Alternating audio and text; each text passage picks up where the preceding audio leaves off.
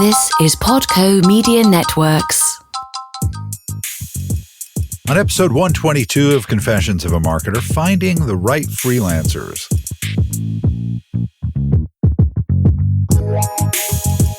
Hi, it's Mark Reed Edwards. Welcome back to Confessions of a Marketer. Nathan Hirsch is here to share some wisdom on finding the right freelancers. We'll have that in a moment. Next time, Philip Stutz will be in to discuss his new book, Fire Them Now, and maybe some politics.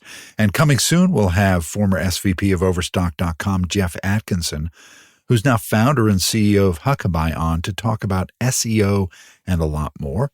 Also planning episodes with Jeff Hahn, principal of Apron, an agency focused on marketing and PR in the food business, and Mel Edwards, global CEO of Wunderman Thompson. So stay tuned. All right, on to Nathan Hirsch. If you're like me, over the course of your career, you've had to find freelancers every now and then. This is something Nathan Hirsch has figured out. He founded FreeeUp to help people like you and me in search of freelancers. In our chat, we learn about Nathan's background and what brought him to start FreeeUp. So let's get to it. Nathan, it's great to have you here on Confessions of a Marketer. Welcome aboard. Yeah, thanks so much for having me. I'm pumped to be here. Can you tell me about your background and what led you to found FreeeUp? Yeah, so growing up, my parents were both teachers, and I always grew up with the mentality that I was going to go to school, get a real job, work for 30 years, retire, and that's what they did. They're retired now. They're traveling the world, and there's nothing wrong with that. But I just knew at a young age that was not for me. My parents always used to make me have these summer internships, really summer jobs, working 40, 50 hours a week.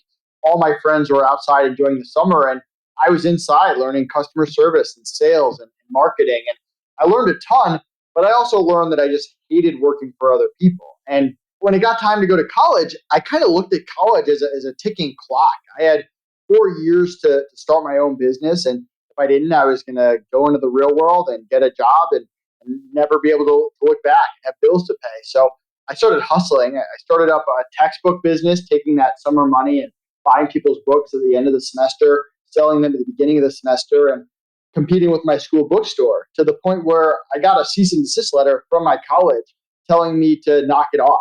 Well, that's always nice. Exactly. And my parents being teachers, that obviously freaked me out. I didn't want to be kicked out of college. So I pivoted and I started selling on Amazon. And I had sold some books there. This was 2008, 2009. No one really knew what Amazon was. It was kind of this big bookstore that was starting to sell other things. So I started experimenting with stuff I was familiar with: sporting equipment, outdoors equipment, video games, typical college guy stuff, right? And I just failed over and over and over. And it wasn't until I branched out of my comfort zone and found the baby product industry that my business really took off. So if you can imagine me as a 20-year-old college kid selling baby products on Amazon, that was me.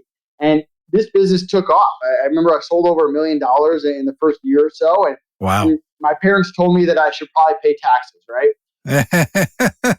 So I meet with an accountant, and the first thing that he asked me is, when are you going to hire your first person? And I kind of shrugged him off. Like, why would I do that? It's money out of my pocket. They're going to steal my ideas. They're going to hurt my business. Pretty standard entrepreneurial excuses. And he just laughed in my face and he said, you're going to learn this lesson on your own. Well, sure enough, my first busy season comes around, the fourth quarter, and I just get destroyed. I'm working 20 hours a day. My social life plummets. My grades go down. And I work my butt off to get to the other side. And when I do, I think to myself, man, I cannot let that happen again. I need to start hiring people. So I post a job on Facebook. I know nothing about hiring. This guy in my business law class responds. He says, hey, I need a job. I don't even interview. I just hire him on the spot. Ends up being an unbelievable hire. He's hardworking. He's smart. He's been my business partner for 8+ years. So I hit a jackpot right from the beginning. And there I am as this punk 21-year-old thinking, man, this hiring thing is easy. You post a job on Facebook, someone shows up, you make more money, you get your time back.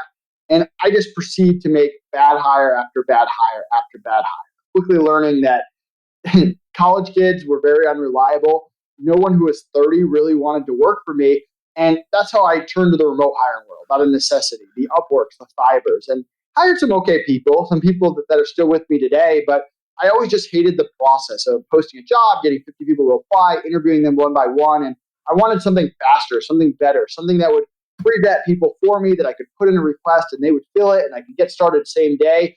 Something with great customer support on the back end in case I ran into issues, and no turnover protection, because turnover is just a killer as an entrepreneur. So that's when I had the idea to build my own platform, FreeeUp. So that's how I went from a broke college kid to starting selling books to baby products to eventually FreeeUp.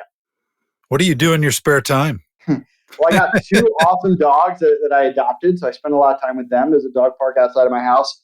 I'm really into working out. I work out 5 days a week. That's how I kind of de-stress. I live with my amazing fiance, so we travel a lot. We got 2 trips coming up to Boston and New York, and I'm a big sports fan too. I'm a Yankee fan. The playoffs are coming up pretty hot, so I'm going to try to attend or at least watch as many games as possible. And yeah, I work a lot. Work's pretty fun. Yeah, good. So as most of the people who listen to Confessions of a Marketer are marketers, and they work in small and large companies.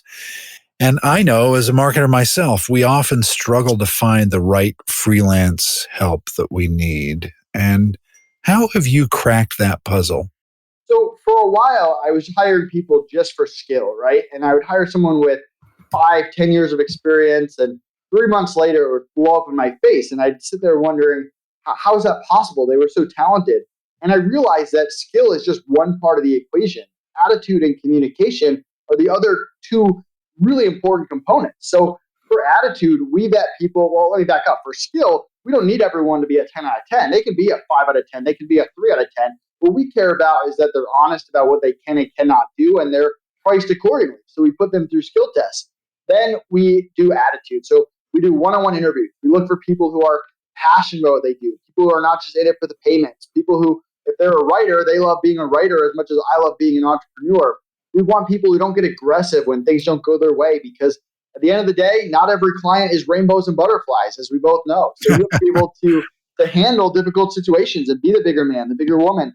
And then you got communication, and communication is the core of everything. I mean, it doesn't matter what your attitude is. It doesn't matter what your skill is. If you and I can't communicate at a high level, it's not going to work out. So we have 15 pages of communication best practices, all came from my years of experience working with freelancers. And we really look for that perfect trifecta. And once they're on the platform, that doesn't stop. We're very quick to remove people if they're taking on projects they can't do at a high level, if they're showing signs of bad attitude, or if they're not communicating.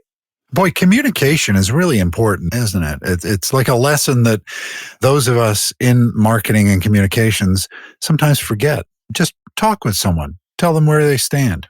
It's the key to business. I mean, dealing with a business partner, communication is the key to that. It's the key to relationships. I mean, my fiance, if her and I can't communicate, then that relationship's only going to go so far. And hiring people is really no difference. You have to not only have strong communication, but establish what your communication channels are, and not just have one of them. I've seen clients who struggle because they only use email and nothing else. Well, email is good if you need someone to respond within a business day and get back to you. It's not great for having a meeting or a conversation. So use a Slack, use a Skype. And then there's also emergencies that come up. You can't expect people to be on email and Skype 24/7. So have a Viber or a text or a WhatsApp or a third method of communication. And that, on the flip side, you don't want someone who's just blowing up your phone all the time when things aren't urgent. So establishing what those communication channels are and how to use each communication channel is incredibly important.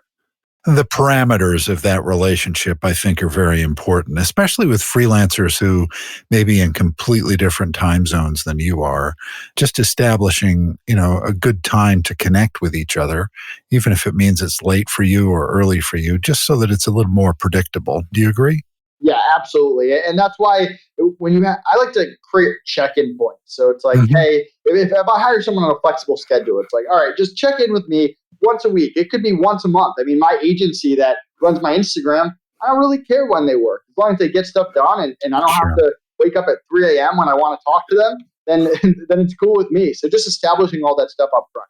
Yeah.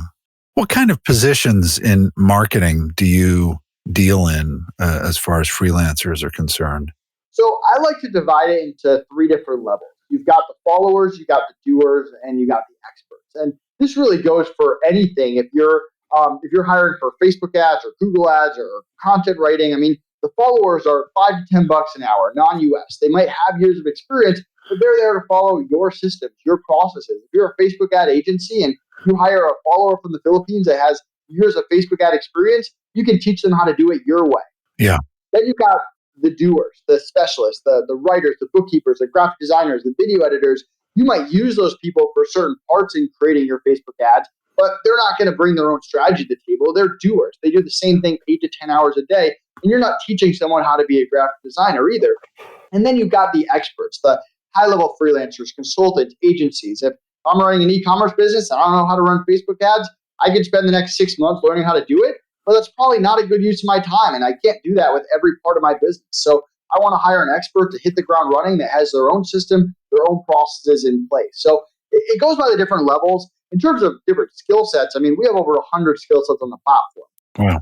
From the customer service, the data, the product sourcing, the lead generation, to the graphic designers, video editors, bookkeepers, photographers, different types of social media, so specialists in Twitter and Instagram and Facebook groups. And then the high level, the people who can create a marketing campaign, build a brand, do web development. So there's so many things that go into hiring in different levels. And these are real people. They don't always fit into perfect levels either. Yeah. What advice do you give freelancers and the people who hire them? Is there anything that you could impart to my listeners who may be about to hire a freelancer? For me, it's all about setting expectations. I think a lot of people miss that. And if you don't spend that extra little bit of time up front getting on the same page with someone, it's going to cost you so much time and energy down the line. So I think a lot of people, they'll do it on the phone and then it turns into a he said, she said, or they won't do it at all. And they don't understand that a freelancer might have 10 different clients and every client wants it done a different way. So if you don't spend that extra time up front, it's going to cost you a lot of time and energy down the line. Yeah, I'm interested in your business too. How have you gone about marketing FreeeUp? And maybe tell me the story of the creation of your you were talking about your Instagram account, things like that, the promotional vehicles that you use for your business. Yeah, so I only use my own platform to hire people. And for day-to-day operations, I use VAs in the Philippines. I've got 40-ish of them. The three main teams are the recruitment team, we call them our success team, the billing team, and then our customer service team. So those are all VAs. We have systems, we have processes, they follow them. We have team leaders. Those people are awesome. When you move outside of the day-to-day, we use freelancers. We use agencies on our own platform. So for the freelancers, we have a group of creatives. So we've got the graphic designers, we've got the video editors, we've got people who are specialists for each channel. So I have a YouTube guy, I've got a podcast guy, I've got an Instagram agency I use, I've got a Twitter agency I use. So it's really broken down, and each one of those higher level people, depending on what it is. So a lot of the agencies will have their own content people. Some of the people that, like my YouTube guy, will use the video editor and use the graphic designer to create thumbnails. And then we've got our blog writers. We've got a head of our blog. And we've got different writers that we're just one of the many clients that they write for. So it's really a combination of, just like I said before, of using those followers, but then also using those specialists and those experts to create the strategy and the specialists to do their core competency inside that strategy so that it all works together very smoothly. Interesting. It's interesting how the confluence of technology and society has enabled the remote worker to not just be in 50 miles away from you, but to be thousands of miles away from you in a different country. Yeah, you've never before had as much flexibility as an entrepreneur as you do today. I mean, you can hire people from around the world at different price points, full-time, part-time, project-based. You can, you're not limited to your town and the towns around you anymore. You don't even need an office. I mean, I work and run the FreeeUp platform entirely remote. When in the history of the US or in the world could you do that besides the past 20, 25 years? So it's a pretty remarkable time. And if you're not taking advantage of the gig economy, of the remote workforce, your competitors are, and you're kind of fighting an industry that's going in that direction. Yeah, too many people found companies with a misconception about how to hire people. And I think that's what and it's interesting that you called your company FreeeUp, because people need to be kind of freed up from that notion that you need to hire people the old-fashioned way. Definitely. And I also don't think entrepreneurs value their time at the highest level that they should be. I mean, how many entrepreneurs do you know that are still doing those repetitive tasks that they could outsource for $5 an hour to the Philippines? Or I mentioned the extreme example too, where someone will try to master everything instead of just hiring because they don't realize that the opportunity cost versus the actual monetary cost. And I think a lot of entrepreneurs, as they start to get bigger and change their mindset, and maybe other things pop up in their life that are more important and they can't work 80 hours a week in their business anymore, they slowly start to figure that out. But I'm kind of here to hopefully help people figure that out earlier.